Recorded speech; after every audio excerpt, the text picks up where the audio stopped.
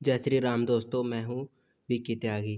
मैं आपको बताने वाला हूँ कि आपको 10 दिन के अंदर AIB 26 के मतलब 2026 और AIB 21 के लिए आपको किस तरह से प्रिपरेशन करना है, जो कि एग्ज़ाम 7 जून को होने वाला है। जैसा कि बहुत कम दिनों का समय बचा है हमारे पास, 10 से 11 दिन बचे हैं। तो सबसे पहले हमें क्या करना है, हमें स्मार्ट प्लानिंग करनी है, बेयर एक्ट पढ़ने हैं और जो प्रीवियस ईयर क्वेश्चन पेपर्स हैं उनको रिवाइज़ करना है और रिवीजन भी करना है। उसके बाद हमें सबसे पहले जो फर्स्ट डे है, हमें कॉन्स्टिट्यूशन के जो इम्पोर्टेंट आर्टिकल्स हैं केवल वो करने हैं, उसका इंडेक्स देखना है और जो सेक्शन उसके आर्टिकल्स की जो रेंज दे रखी है वो देखनी है। और सबसे ज़्यादा इम्पोर्टेंट से जो है आर्टिकल, इसमें आर्टिकल 14, आर्टिकल 19, 21, 32, 136, 141, 142 और 226, इन पर ज़्यादा ध्यान देना है। उसके बाद जो हम 2 डे की प्लानिंग करेंगे वो है हमारा IPC या BNS, यानी कि जितने भी क्रिमिनल प्रोसीजर कोड, BNSS यानी कि तीनों लॉ, एविडेंस एक्ट भी लेंगे और एविडेंस को अलग से भी पढ़ेंगे।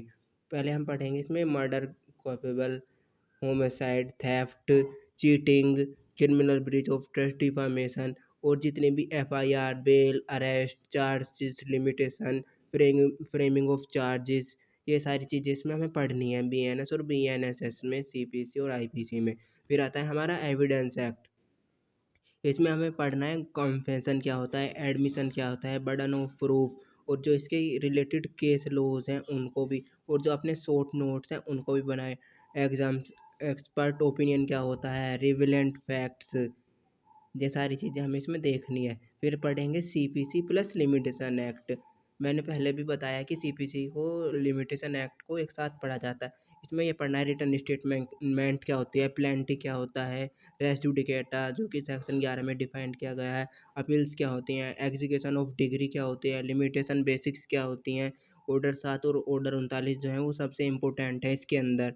और फिर आता है हमारा day 5, contact plus specific relief act plus partnership act. हमें ये 3-4 एक्ट जो हैं एक दिन कवर करने हैं। इनके ऑफर एंड एक्सेप्टेंस देखनी है। फ्री कंटेंट, वॉइड, जितने भी वॉइड एग्रीमेंट होते हैं, breach of contract, agency specific और जो MCQs हैं उनकी प्रैक्टिस करती रहनी है। फिर हमें छठे दिन फैमिली लॉ पढ़ना है। मैं इसमें हिंदू लॉ में मैरिज, अडॉप्शन, डिवोर्स और कॉन्स्पिरेसी क्या होती है, और मुस्लिम लॉ में हमें मेहर, तलाक, गिफ्ट और मेंटेनेंस के बारे में पढ़ना है। फिर हमें transfer of property, company law, cyber crime और टैक्सेशन लॉ पढ़ना है। इसमें mortgage, sale, gift, lease, company law में director and memorandum of association के बारे में पढ़ना है। और साइबर लॉ में ट्रेडमार्क, कॉपीराइट, साइबर क्राइम्स के बारे में पढ़ना है कि साइबर क्राइम्स क्या होते हैं और MCQ प्रैक्टिस करनी है। और फिर छठे दिन हमें पढ़ना है professional ethics plus bar council rules, यानी कि जो एडवोकेट के बारे में बता रखा है वो पढ़ना है सारा।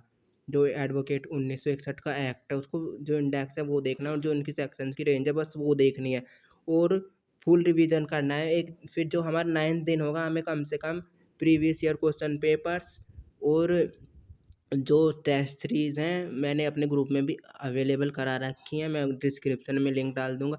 आप AIB स्पेशल के लिए ग्रुप वहाँ से जॉइन कर सकते हैं और वहाँ से देख सकते हैं। और रिवाइज़ करना है, यानी कि हर दिन जो हमें पढ़ना है उसके वन लाइनर नोट्स बनाने हैं और MCQ भी चेक करने हैं और उनको सोल्व करना है MCQs को। और फिर आ जाते हैं हमें जो चेकिंग है, जो सबसे ज़्यादा होगा इस क्विक स्कोरिंग करने वाले, IPC, BNSS, family law, constitution और एविडेंस एक्ट है। और ये एक ओपन बुक एग्ज़ाम है तो इसकी स्ट्रैटेजी भी और जो बेयर एक्ट है उनको चेक करें सबसे पहले सारों को, और 3 घंटे का होगा, कोई दिक्कत नहीं, आराम से पास हो जाओगे।